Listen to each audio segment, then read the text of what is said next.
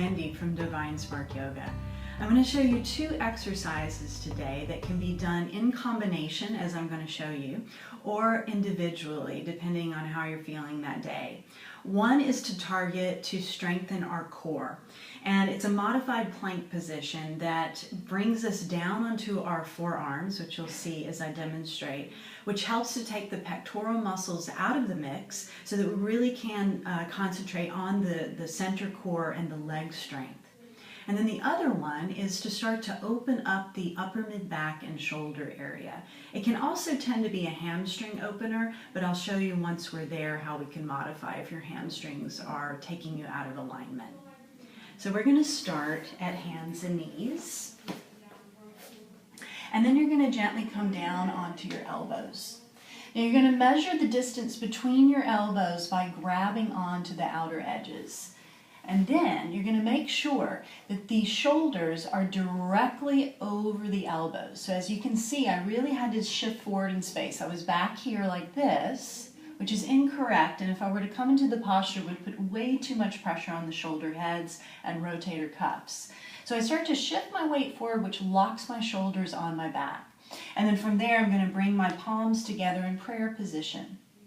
I'm going to keep that alignment of shoulders over elbows as I extend one leg back, super straight, and really pressing the inner thigh up towards the sky.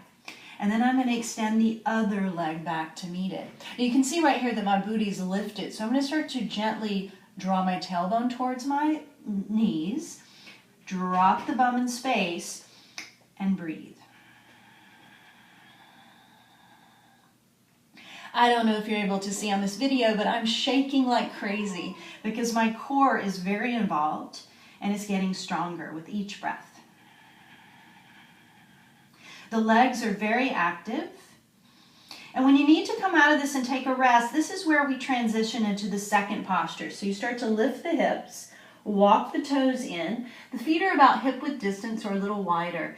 And you start to allow your heart to melt towards your thighs.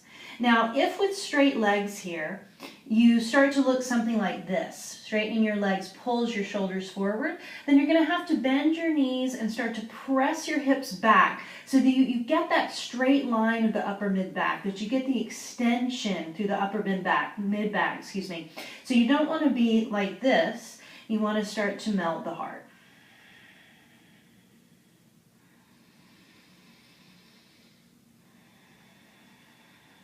And then from there, when you're ready to come down to rest, you're going to simply lower your knees, big toes touching, knees wide, and start to come into a restful child's pose where your arms are resting in a position that feels like a release on your shoulders. And your forehead starts to rest down on your hands or onto the mat.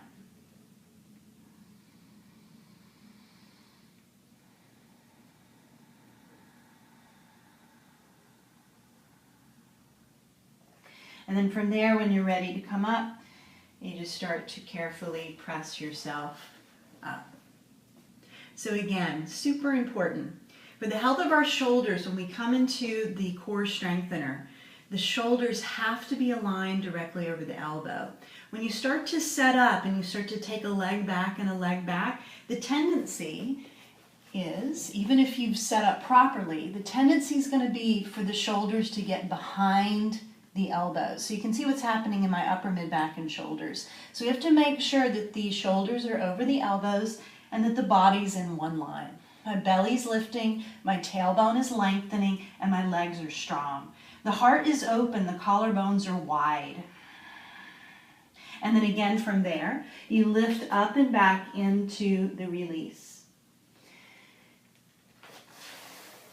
Hope it feels great for you. If you have questions, just find me on the web at www.divinesparkyoga.com.